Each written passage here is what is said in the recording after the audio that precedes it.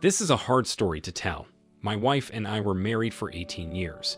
Some of the magic in the bedroom was fading, I'll admit that, but we were also parents to two children, 12 and 16 years old.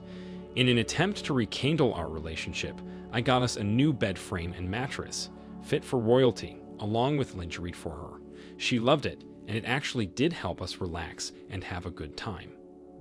We worked a lot, so I made arrangements for my 22-year-old nephew to babysit for us. When my wife met him again for the first time in 5 years, he'd grown into a young man, and I saw her face. It made me mad. I actually brought it up with her, how her eyes sparkled when she saw him, and I reminded her he's only a few years older than our oldest. She thought I was being ridiculous and denied anything I saw. I'd known her long enough to know when she was excited or liked what she saw. She couldn't hide it. Fast forward another month, and there wasn't much of a change. Nothing that bad, but nothing that great either, even though I was trying. We each had something to do after work, separately, so I asked my nephew to go to our house to watch the kids again. My wife told me she'd be home at the same time as me. When I got home, her car was already there, and so was my nephew's. The house looked dark. I didn't find anyone downstairs, so I went upstairs, pretty nervous about what I was going to find. Our bedroom door was open, and the lights were on while my wife turned off the television.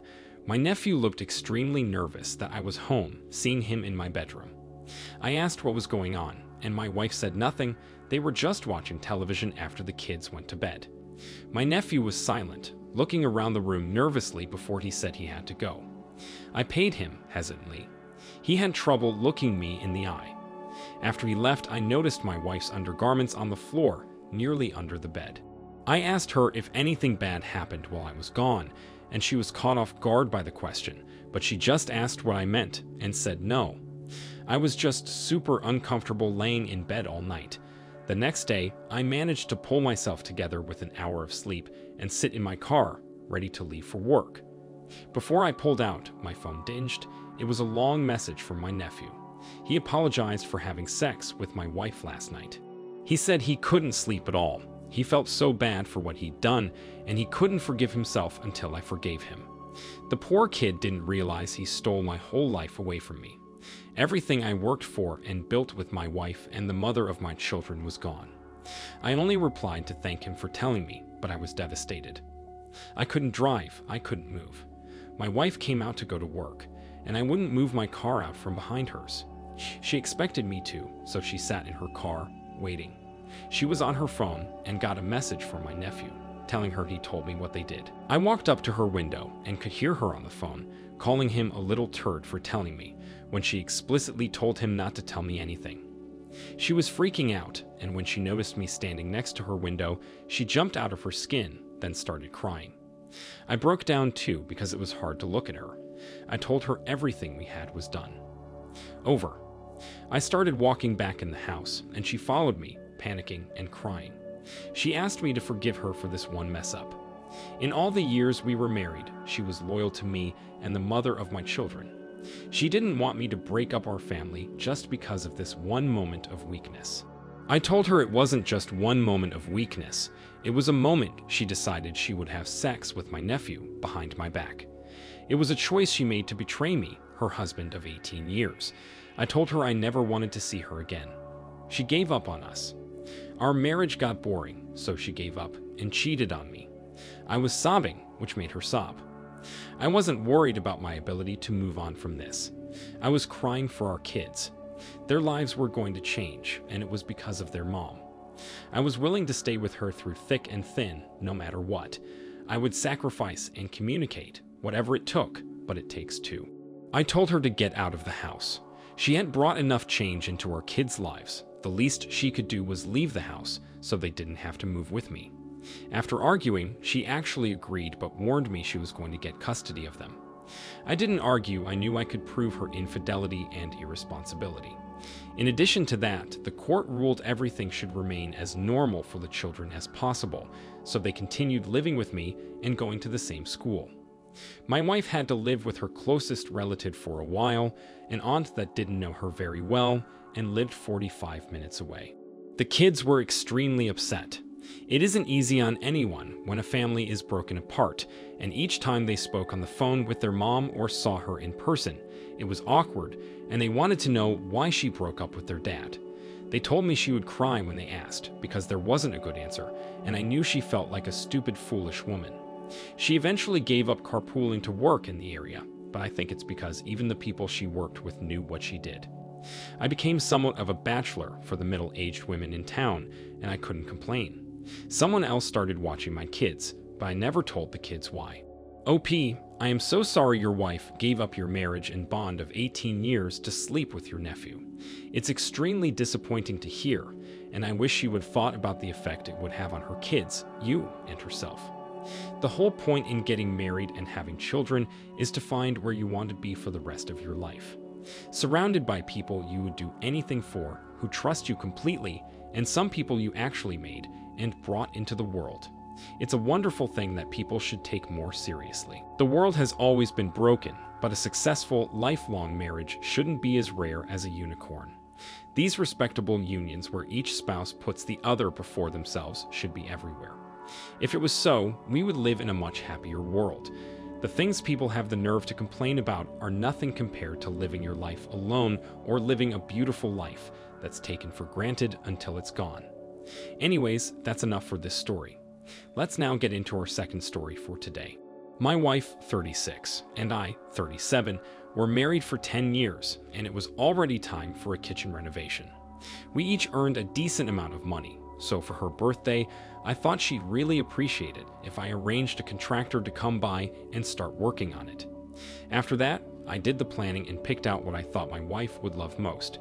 She was so surprised and happy. While they were busy renovating for the next few weeks, my wife was home alone while I was away on a work trip. She didn't know that I left the cameras on in the house because I wanted to supervise the people I was paying. I didn't think anything about the cameras, so I didn't tell her about them. One day, 20 minutes after she should have gotten to the house, I asked her how she liked it. I got no response after 10 minutes, which just wasn't like her. I thought of the security cameras, but I didn't think I needed to check on her or anything. I just wanted to make sure she got there safely. I was then surprised to see her making out with the guy remodeling our kitchen. I watched in disbelief from my phone's live camera feed. She took him by the hand and went into the living room. I could just barely see something happening. I freaked out, obviously. I started calling her repeatedly as I drove home. It was a 2-hour drive back, and those were by far the most painful 2 hours I've endured in my life. I didn't tell her what I saw, only that we had to talk immediately. I hated her for what she just did so boldly, as if she didn't have a husband of 10 years that loved her and was helping to pay the man she slept with in the house we lived in together. When I barged into the house, I could see the fear on her face. I told her that I saw what she did on the security cameras. She came out, apologizing to me with all her heart. It was crazy to look at her face knowing what she did today. For some reason, she chose that guy to betray me with. During her rambling, she said he looked at her a certain way when she came downstairs in her robe, and when she stopped by to check on them, he came onto her. I knew it didn't matter, but in the moment, I wanted to prove her wrong and see how this started. I pulled up the recording earlier in the day, and my wife hid her face as I did so. It showed her speaking with AP super close. She bent over right in front of him and moved her shirt over, clear signs she wanted him to make a move. It made me sick.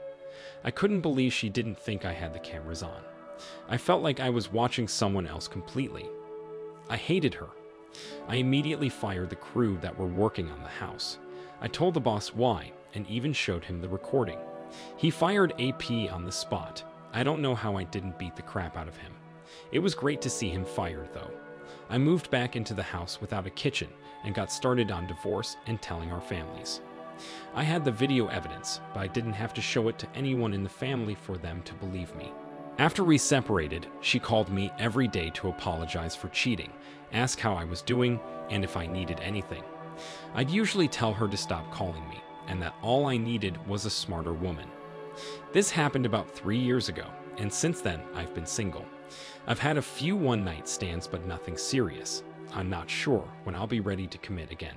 OP, I am sorry your wife completely took advantage of your trust and thought she could get away with cheating on you. You were doing something so nice and considerate to surprise her for her birthday, and she repaid you by doing this inconceivable act. Each step you took was so wise. I'm relieved that you didn't consider giving her a second chance. That's honestly never a good idea. People make mistakes and must face the consequences of them. When a spouse forgives them, it makes them an enabler. They won't learn respect or the value of loyalty. After the door to infidelity is open and the two stay together, there will either be a consistent feeling of guilt and worry, or an eye for an eye kind of attitude, and that is no way to have a healthy and happy relationship. Your ex certainly had the harsh reality coming to her from her own actions. I wish you the best of luck in healing from this. Thank you all for taking the time to listen to today's stories. If you enjoyed listening, please feel free to like and subscribe if you haven't already. Also, comment below with your thoughts on what happened. Take care.